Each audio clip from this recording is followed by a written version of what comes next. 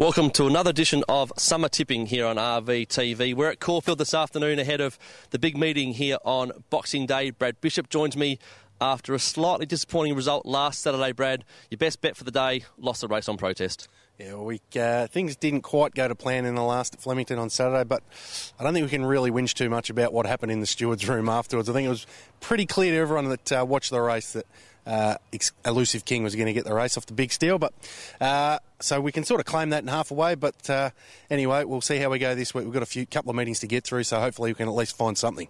You conceded earlier, you told me that was the only time you ripped up your ticket before the jockeys went into the steward's room, so I think you had almost given it away well before the stewards made the decision.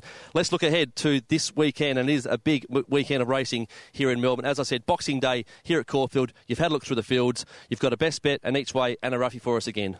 Certainly haven't made it very easy at Caulfield on Boxing Day. I can see why all these other tipping shows go on holidays at Christmas time, because it looks to be the toughest time to try and find a winner. But we've done a bit of work and tried to come up with something for the viewers. And best bet, I think we'll go with Salamaster in the day's feature. Very open race, and we're going to be getting each way odds about this. So it's not your standard best bet where you have to pile heaps of money on to get heaps back. You can actually play each way here on Salamaster.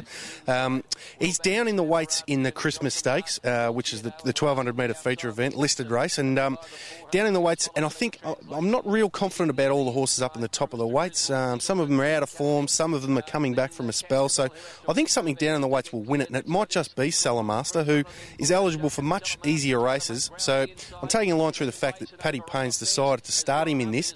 I think that's a good pointer, and he was pretty good first up at Flemington when he was very well backed, ran fourth. It was a solid run, and he's drawn very nicely here again on on Monday in Barrier 6. So I think he'll get a nice run, and at the each way odds, we can play pretty confidently there. And actually, one other thing, he's second up, and previously second up in New Zealand. He was training in New Zealand before he came to Australia. Ran fourth, beaten 1.6 lengths behind Jimmy Chu in the Group 2 Hawke's Bay Guineas. So that's pretty good form for a listed race at Caulfield.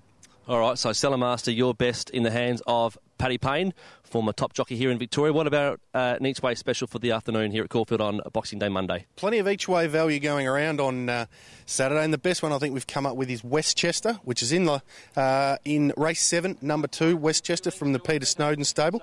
Third up from a spell, should be just about ready to strike, and was very good second up here at Caulfield, coming off a strong 0-72 showcase win. So last start, over 1400, didn't have a whole lot go her way, but still boxed on very well and wasn't beaten very far. Step up to 1600 metres suits, and I think Westchester will run a nice race. And you've put all your eggs into the Snowden basket as part of your roughie for the afternoon too. We're due for one of your roughies to get up, and you've got another Snowden runner coming up now. Yeah, we'll see how we go this week. After whatever we get back from Westchester, we'll put on to Chassé in the last. The good track, hopefully we'll be dealing with a good track here by the last race on Monday. That's the key to Chassé, who's been very consistent, was always a very promising 3-year-old, ran second in the Sandown Guineas, so he's run at the top level before and run well, and I think with a run under his belt now, he'll be primed to run a very good race. Bad barrier, but that doesn't matter a great deal if you can get cover and get a bit of a card into the race. I think he might be able to finish over the top and possibly at about $11 or $12. I'm not sure whether the Snowden camp are going to be happy or optimistic about your two of your best free bets coming from their camp on Monday here on Boxing Day.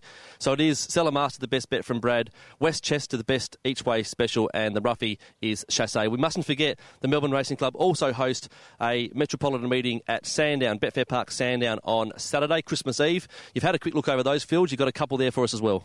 Yeah, best bet on Saturday, I think we'll go with Sheehan. We were searching for something a little bit shorter odds that we might be able to tip on Monday. Nothing there, but we've come up with Sheehan on Saturday in the last race.